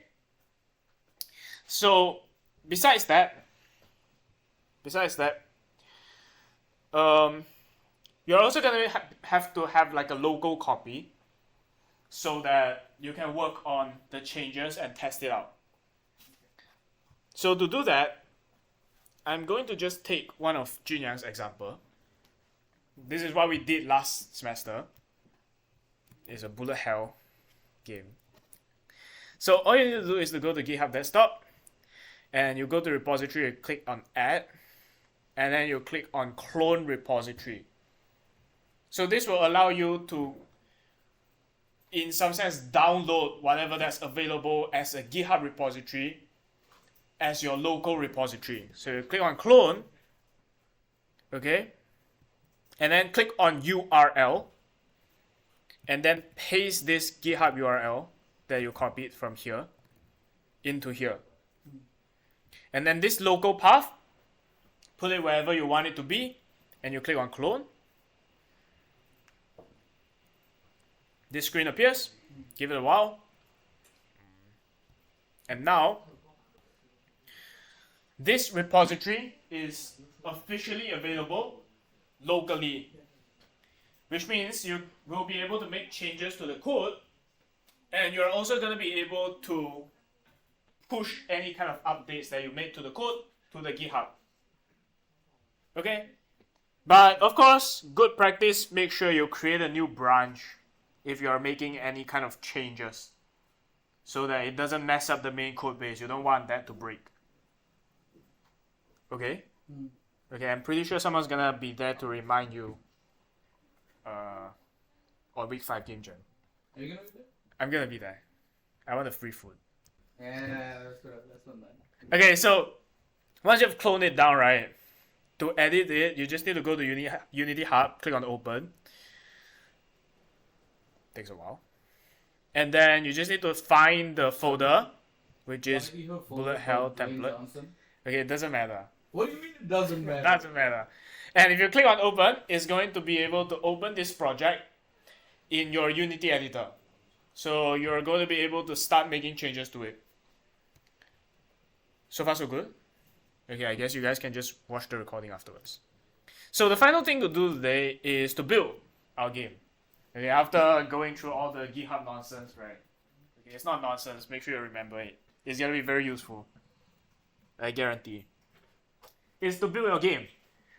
So why should you build your game? Okay, why should you build your game? Any ideas? I actually do not know. Okay, you do not know. What you're asking. You upload it, okay? So others can actually play your game. Like right now, when you play your game, you just click the play button in Unity editor. Like you can't expect you distribute that entire repository to someone, right? And then everyone's gonna download it, and then they're gonna download Unity editor, spend their painful 30 minutes actually installing all the dependencies and everything, just to click on that preview button and then play on that small game scene right there. They don't do that, they're not real gamers. Okay, at least I don't do that. So, you want to build a game. And to do that, there's Unity build settings, which is painfully simple to use. You just click one button, that's it. As long as there are no compilation errors with your script when you're developing, 95% of the time it works fine. The 5% of the time that it doesn't work fine, good luck fixing it. Alright, so all we need to do is to click on File in your editor. Yeah, it's re-importing the scripts. Every time you change a branch that has a different script set, it will do this. Okay, if there's anything, you just reload. Now you just click on File, build settings. See this? There's Windows, Mac, Linux. That's the PC platform. There's WebGL, which is what I'm gonna be building later, so that you can host it on the website. Later. Yeah, later, just later. And then iOS, PS4, PS5, Universal Windows Platform, whatever that is. Okay, Universal Windows Platform allows you to publish your game onto Microsoft Windows Store and Xbox. But that's not a huge problem. And you can see there's tvOS as well. I don't know who uses that. Microsoft better watch out. TVO is coming for them. Sure. Okay, so now you just need to click on this. Whatever platform you're on, Windows or Mac, you build it directly to your platform. And make sure that, well, the target platform for me is only Windows because you need a Mac to build to Mac. Apple is insecure. They don't want Windows people to build for them. Okay, now all of this done. You don't need to tick anything. If you feel like it's supposed to be a development build, sure, go ahead. And the compression method can be just default. And all you need to do, click build. And then select a folder where this is supposed to be. So I am just going to change this folder to somewhere so that I can, yeah. Once you're done creating make sure it's an empty folder. Just click on select folder. And Unity is gonna build it for you. Did you click on it? No, because you're like, oh, make sure it's an empty folder. What is it not? Why empty folder? Because you're gonna know later once I open up. It's in my downloads. No, it's fine. It's fine. Okay, it's usually fine. It's usually Not fine. gonna finish. But you would probably like it more if it's The an way of the game. Okay, no, it's just because there's a lot of files. Yes, there should be a few hundred files for being installed. Wait, what? I only have 6. 6? No, it includes all the processes. What you mean it's what are the downsides of Unreal? Downsides of Unreal is C++. I was wondering, I was like, I want to learn Unreal. Okay, Unreal cannot do 2D. Unreal is a 3D only engine. And then it's also in C++, so it has a much higher learning curve and learning. Skill issue. It has a much higher learning speed. Okay, so once you're done building, right, you should see this pop up very conveniently. And there are a couple of files here, but all we care is this main exe file that is not called Unity Crash Handler 64.exe. We don't need that. Okay, just double click on this main file. You see this gorgeous thing. You see our gorgeous start screen. You click on play, and now there it is, our game. I died.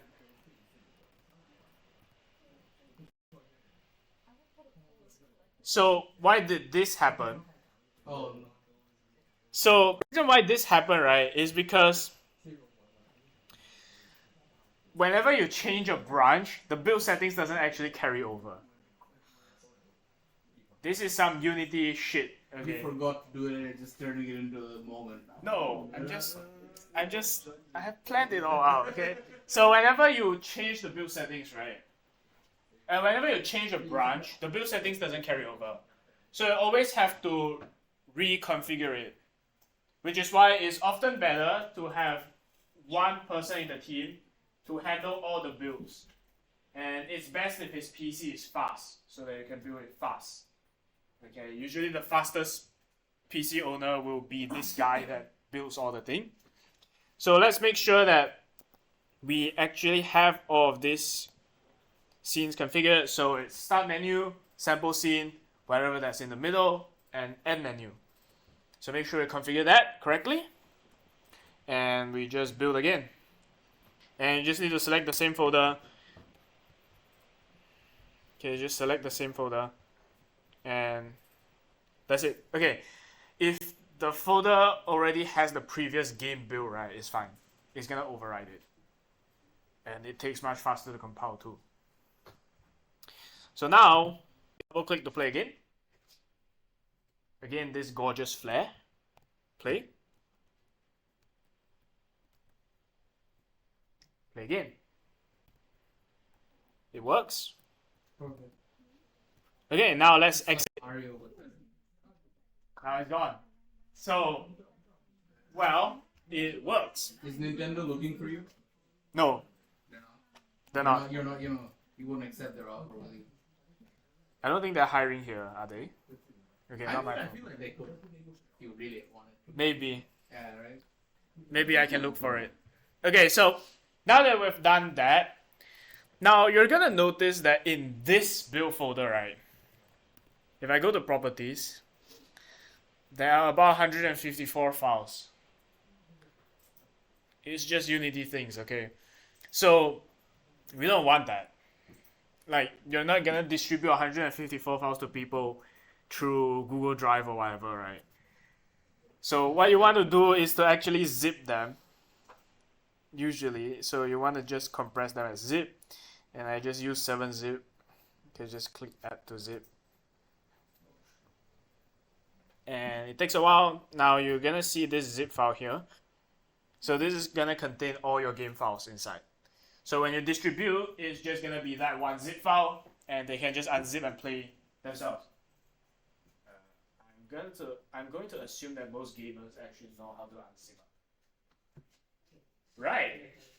Okay, right. Whatever. But some people don't really want to install shit on their PC, which is why WebGL is a thing. So WebGL is a browser-based API that allows you to play a game in the browser. And Unity conveniently provides this WebGL build settings for us. So if you already have this module installed, right, which I do believe I told you guys to install before the first workshop, but it's fine if you don't have it installed, you can install it anytime. So what you want to do is to click switch platform.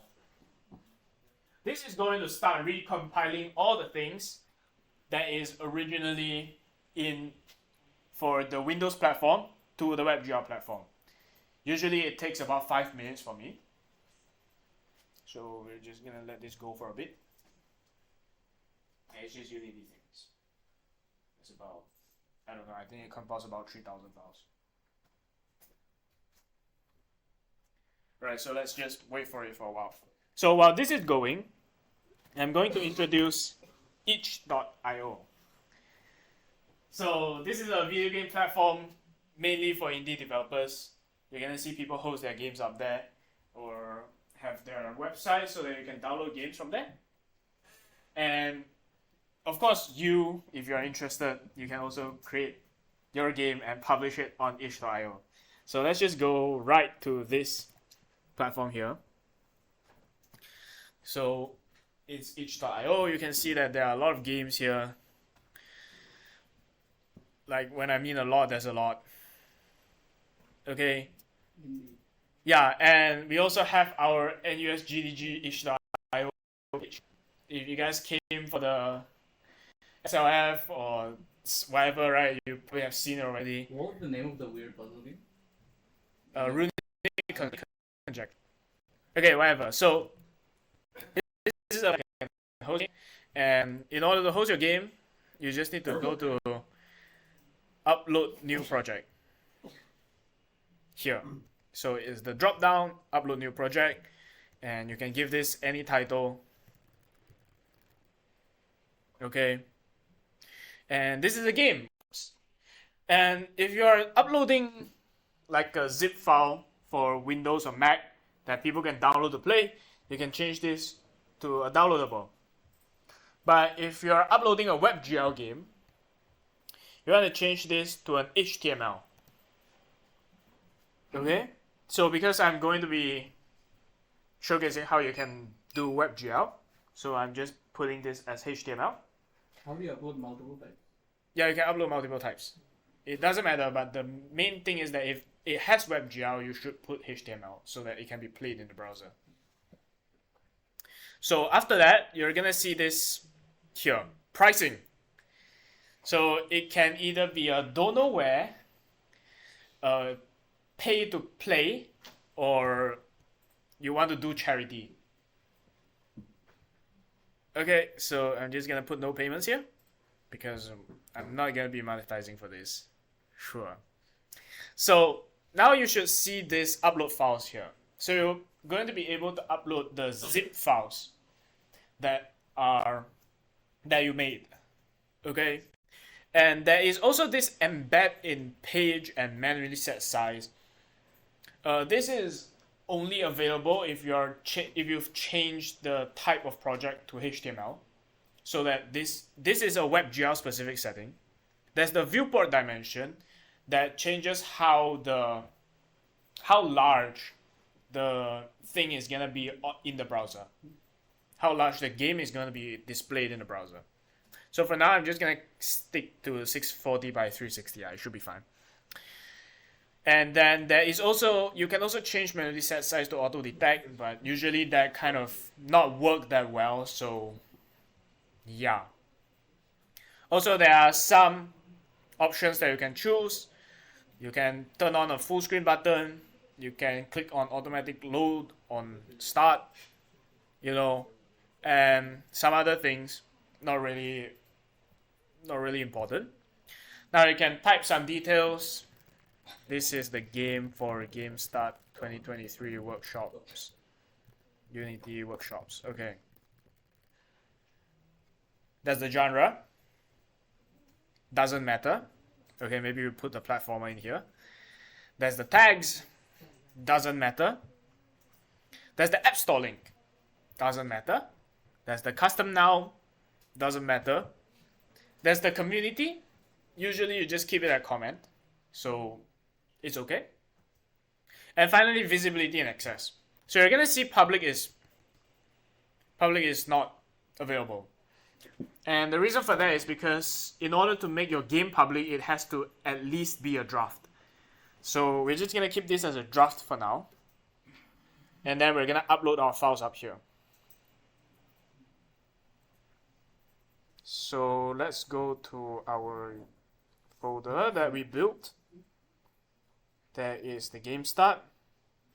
We're gonna click on this zip and we're gonna upload this. Then next up, let's go back to here, and yeah, it's just about time that WebGL has finished compiling.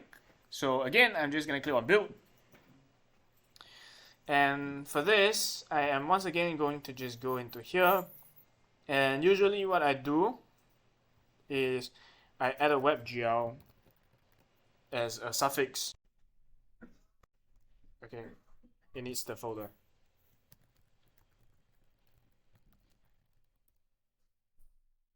And select to publish into that folder. Usually this takes a while as well. 5 minutes too. So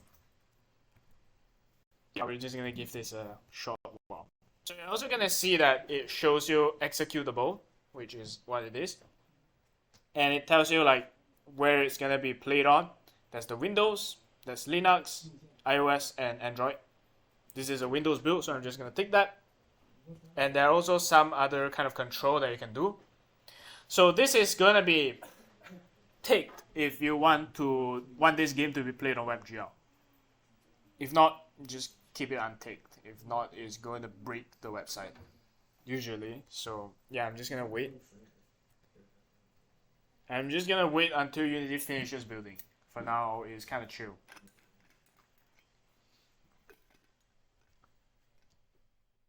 And it's also about time we can kind of hear from the next door. Godot takes 10 seconds to compile. Sure. What? Why are you looking at me? Teaching the wrong one. Teaching the wrong one. Never should have come to the Unity one. Yes. Never should have learned Unity. Shit pricing. Are you guys updated to that? It's even worse than Epic. Is it It's even worse than Epic Games. Epic Games are already bad enough.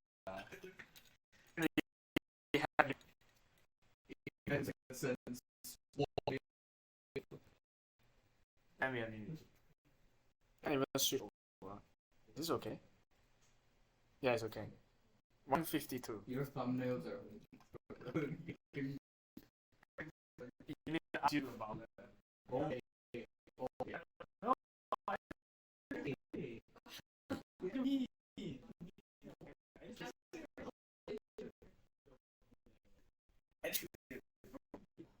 Just constantly my if I say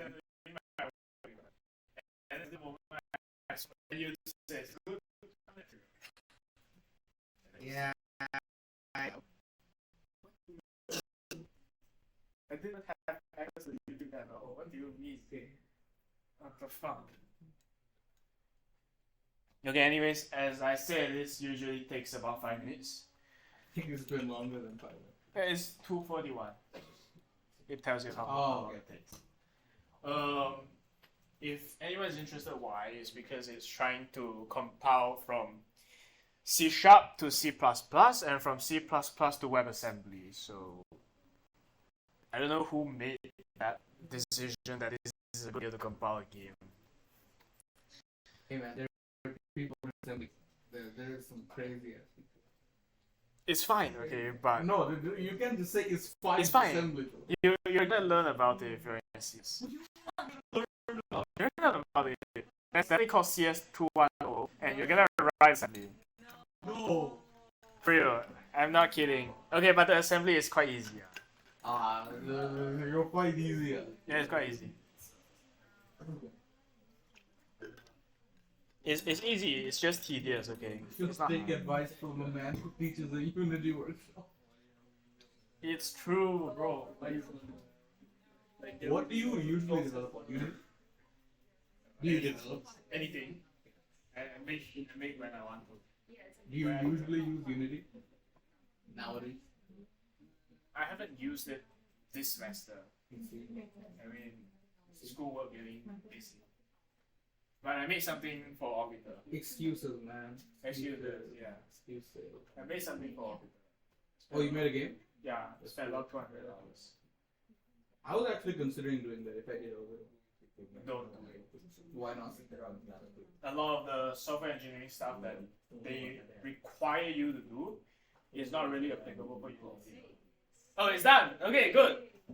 Oh my god. So yeah, as I said, it's 5 minutes. Why does Node.js have something to say? There's some weird things going on your PC, man. The Dwayne Johnson folder. Okay, now all you need to do again is to compress this to a zip file. Okay, so show more options. Actually, I think it's, yeah, whatever that's inside here, you select all.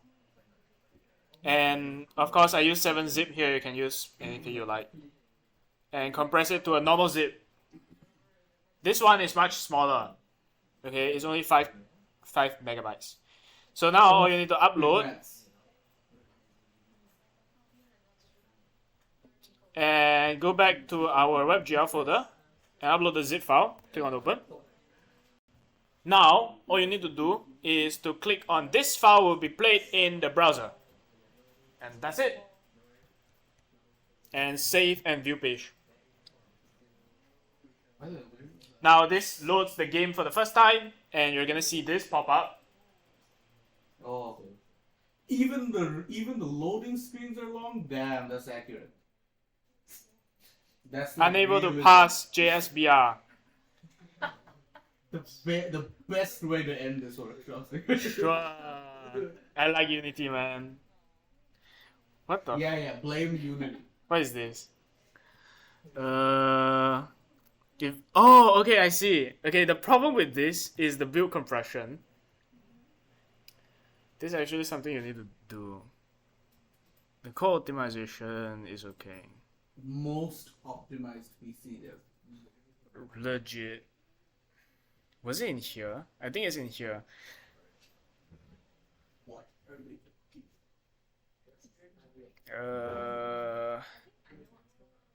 No, but what are we talking about? So, which question is this? Yes, which part of it? I don't understand like why they asked that. I remember where it is, It's the power actually. Yes. Is that not obvious? Was it in publishing settings? I mean, I thought, okay, Okay, it's in here. it's not. Okay, for whatever reason, the default WebGL settings usually doesn't work on itch.io. So we need to change this compression format that is in the player settings to disable. To disable. Disable, yes. So you don't want to compress anything. And I believe that should work now. So again, we need to build this. Yeah, I think this should work now. Again, we need to build Most this. sane PC dev. Most same PC dev, man.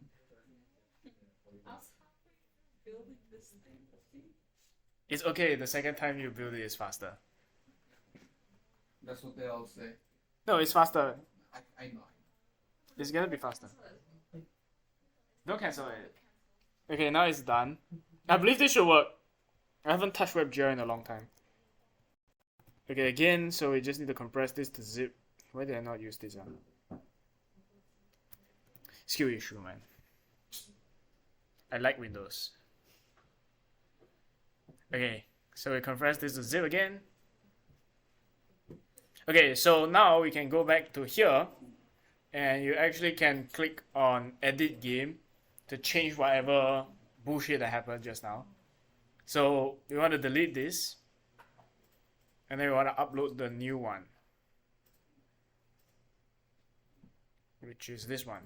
This one is 7 megabytes. I believe this one would work. Okay. Now click on this file, will be played in the browser, save. And now if we get back to the previous page, fingers crossed. Yeah, fingers crossed. I think it works. Okay, good. So now we can play this in full screen. Maybe you don't want to. Sometimes the full screen button kind of doesn't work. Okay, now you click on play. You're gonna see this going around. Oh my god, is that a mushroom? Holy shit. That's a mushroom. Holy shit. Okay, play game works, and of course it is the web, so exit game actually crashes this runtime. So usually you don't put an exit game in a WebGL build. Yeah, it crashes this runtime. It makes it completely unplayable until you restart the page. Most sane. Thank you, Unity. Alright, I so don't think that one was Unity. alright, so this is how you can publish a game on itch. Any questions? No? Okay, so now this is still draft, which means no one's able to play the game. So when you're publishing it for real, when you make a real game, or when you are just when you're publishing it for week 5 Game Jam, for example, you need other people to actually play it. So all you need to do is go to any game, scroll all the way down, and now you can change it to public. I'm not gonna change it to public. Really? Yes. Now you can save it, and all you need to do is you can play it.